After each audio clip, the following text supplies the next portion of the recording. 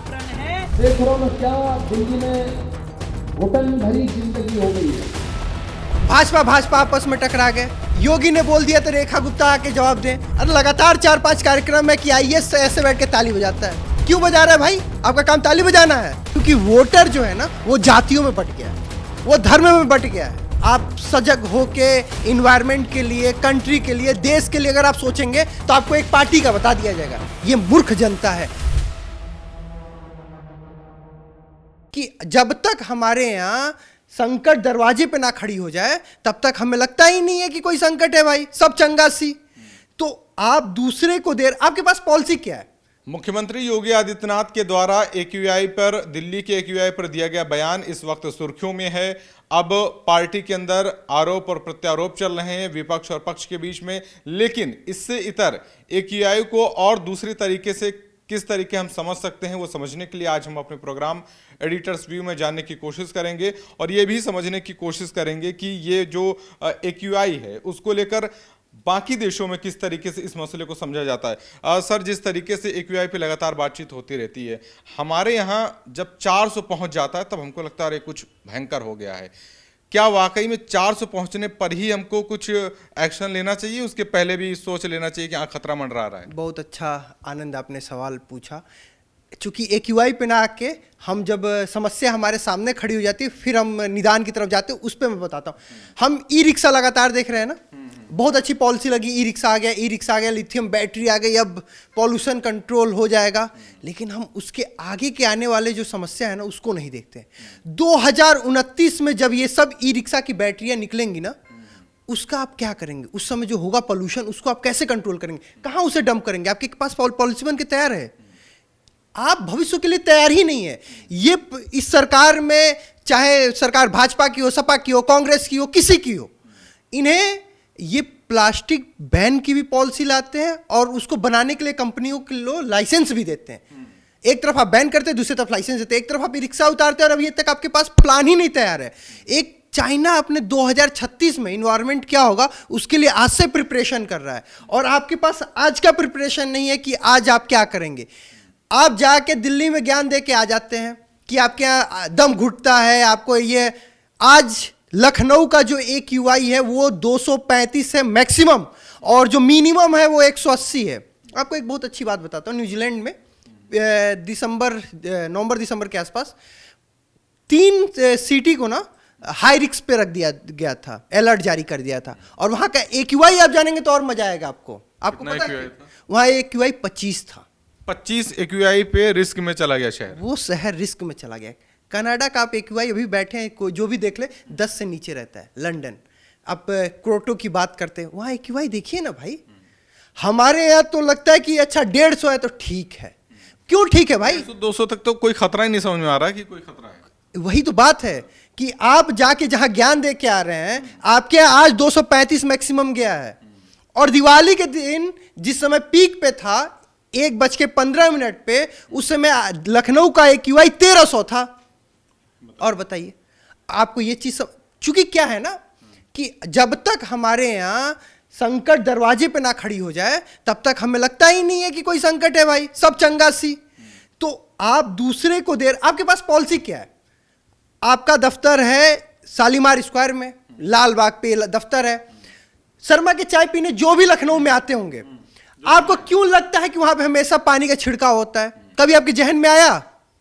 वहां पे AQI metre है, एक्यूआई हमेशा कंट्रोल है, इसलिए पानी का छिड़काव होता है। नगर निगम का ऑफिस बगल में है। नगर निगम, अरे छिड़काव बस इसलिए होता है कि एक्यूआई कंट्रोल में रहे। और दरअसल बात ये, जब हम अभी ये बात कर रहे हैं एक्यूआई एक पर्यावरण के लिए चिंता जाहिर करें और इसी में कुछ मूर्ख होंगे कमेंट में आके लिखेंगे कि आप भाजपा विरोधी हैं।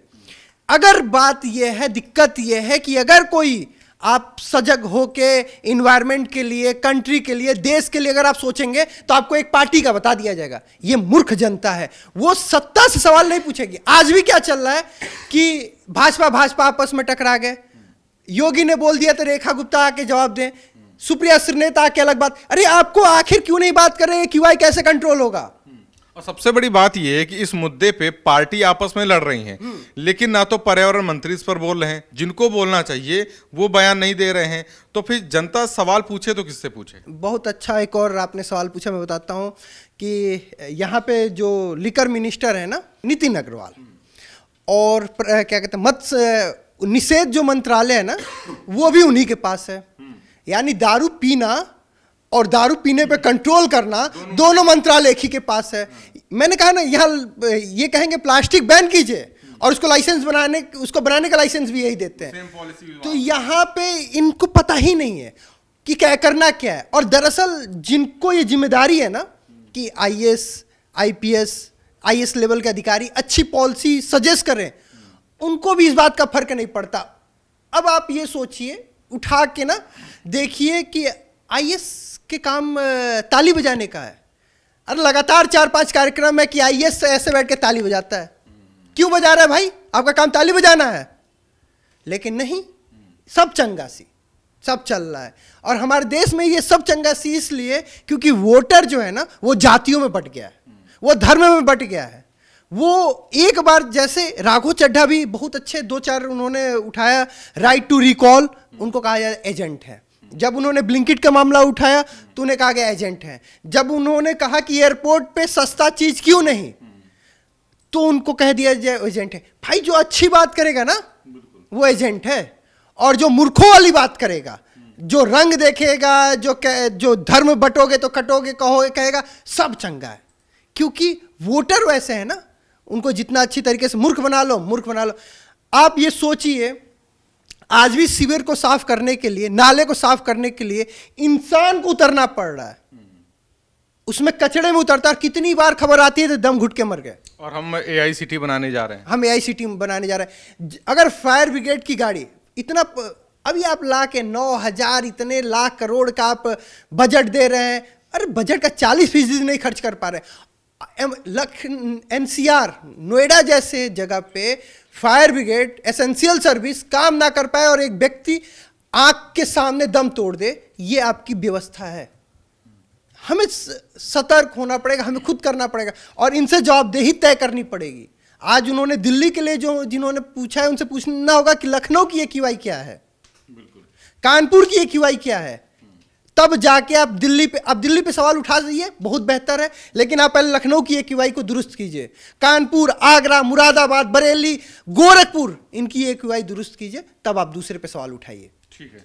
तो जिस तरीके से हमने जाना कि एडिटर्स व्यू के माध्यम से कि AQI एक ऐसा मुद्दा है जो सिर्फ पॉलिटिकल मुद्दा नहीं है। पॉलिटिकल के साथ साथ हमें एक तो सरकार से जवाबदेही तय करवानी पड़ेगी, दूसरा ये है कि खुद के रूप में कितना हम जागरूक हैं। हम आज जातियों पर बटे हुए हैं, हम आज बाकी मुद्दों पर लड़ाई कर रहे हैं आपस में, लेकिन हम ये इन बातों पे लड़ाई क्यों नहीं कर रहे हैं कि हमारे देश का, हमारे शहर का, हमारे ज़िले का AQI कितना है, हमारे यहाँ प्रदूषण कितना है। हम इस पर सवाल क्यों नहीं कर रहे हैं, लेकिन हम जातियों के उसमें माहौल में बटे हुए हैं और उसी पर उलझे हुए हैं। आपकी इस प्रोग्राम के बारे में क्या राय है, हमें कमेंट करके ज़रूर बताएं और ऐसे ही देखते रहें बतकही चौक।